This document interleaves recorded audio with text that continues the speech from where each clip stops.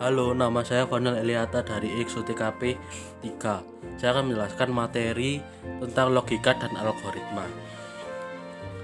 Yang pertama, pengertian logika. Logika adalah ilmu yang mengarahkan cara berpikir untuk melakukan kegiatan dengan tujuan tertentu.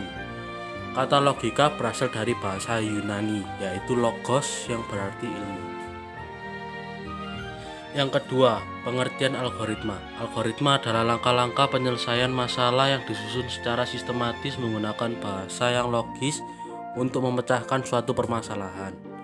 Algoritma berasal dari nama ilmuwan Arab yang bernama Abu Ja'far Muhammad Ibnu Musa Al-Khwarizmi, yaitu penulis buku Al-Jabar wal Muqabalah. Kata Al-Khwarizmi dibaca oleh orang barat yang menjadi algoritma. Kemudian lambat laun menjadi algoritma dan diserap ke dalam bahasa Indonesia menjadi algoritma. Yang ketiga, tujuan belajar logika. A. Membuat seseorang mampu berpikir dengan benar. B. Menambah daya pikir dengan cara melakukan latihan, mengungkapkan, dan menganalisis. C. Membuat seseorang mampu meletakkan sesuatu pada tempatnya dan mengerjakan sesuatu pada waktunya. D. Membentuk setiap orang yang belajar logika untuk berpikir secara lurus, kritis, rasional, ketat, tertib, dan metodis. E. Meningkatkan kemampuan secara objektif dan format. F. Meningkatkan kecerdasan dan meningkatkan keahlian berpikir secara mandiri dan tajam.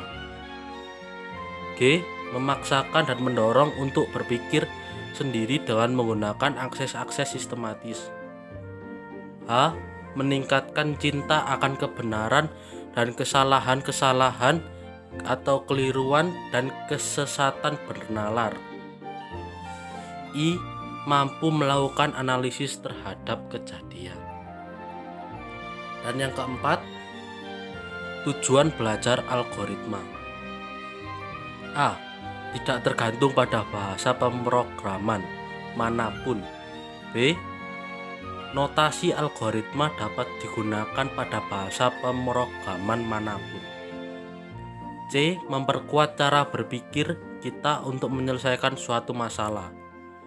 D. Membantu otak agar berpikir panjang. E. Memperkuat analisis saat pembuatan program. F. Memperluas ruang berpikir. Yang kelima, sifat-sifat algoritma. Algoritma dikatakan baik jika memiliki 6 sifat berikut. Masukan. Suatu algoritma memiliki masukan atau kondisi awal sebelum dilaksanakan, biasanya berupa nilai-nilai yang diambil dari himpunan khusus. Kemudian keluaran. Suatu algoritma akan menciptakan keluaran setelah dilakukan. Suatu algoritma akan mengubah suatu kondisi awal menjadi kondisi akhir, di mana nilai akhirnya diperoleh dari nilai-nilai yang telah hilang dari sistem. Yang berikutnya, kepastian. Metode yang dituliskan dalam algoritma yang didefinisikan dengan jelas sehingga mudah dilaksanakan oleh pengguna algoritma. Berikutnya, keterbatasan. Suatu algoritma harus mempunyai kondisi keluaran atau akhir setelah sejumlah langkah yang terbatas yang dilakukan terhadap setiap kondisi awal atau masukan setelah diberikan. Setelah itu, efektivitas. Setiap langkah dalam permasalahan yang dilaksanakan dalam waktu tertentu hingga pada akhirnya mendapat solusi sesuai dengan yang diharapkan. Berikutnya, umum. Metode algoritma untuk setiap himpunan negara yang sesuai dengan masalah yang diberikan, tidak hanya untuk himpunan tertentu. Berikutnya, ciri-ciri algoritma. Adapun ciri-ciri algoritma sebagai berikut. Yang pertama, memiliki awal dan akhir atau terbatas. Yang kedua, tidak memiliki arti ganda dan tidak berbicara atau tidak ambigu. Yang ketiga, memiliki masukan. Yang keempat, memiliki keluaran.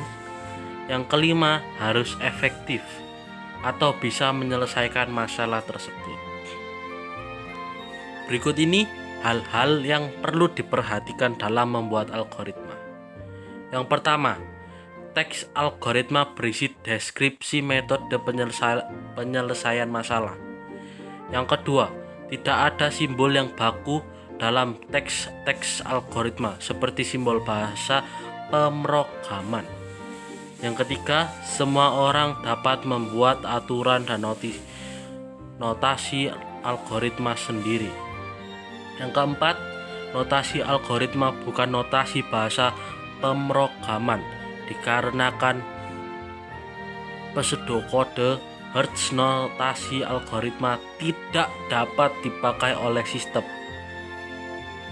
Yang kelima, algoritma yang dipakai untuk membantu Anda dalam mengkonversikan suatu masalah dalam bahasa pemrograman.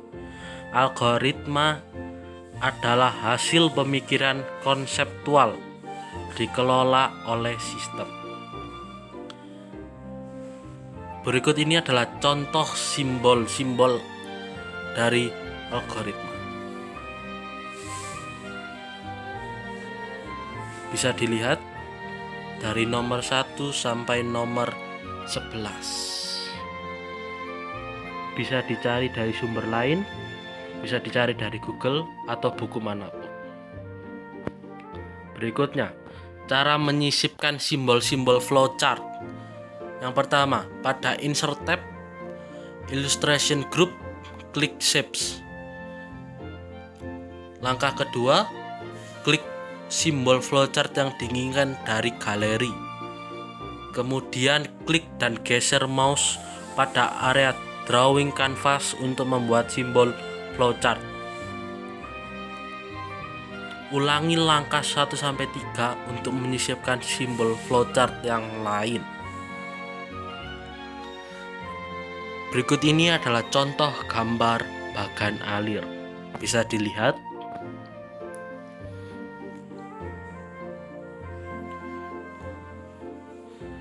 Sekian dari saya, maaf bila ada kesalahan penulisan, saya mohon maaf yang sebesar-besarnya. Terima kasih.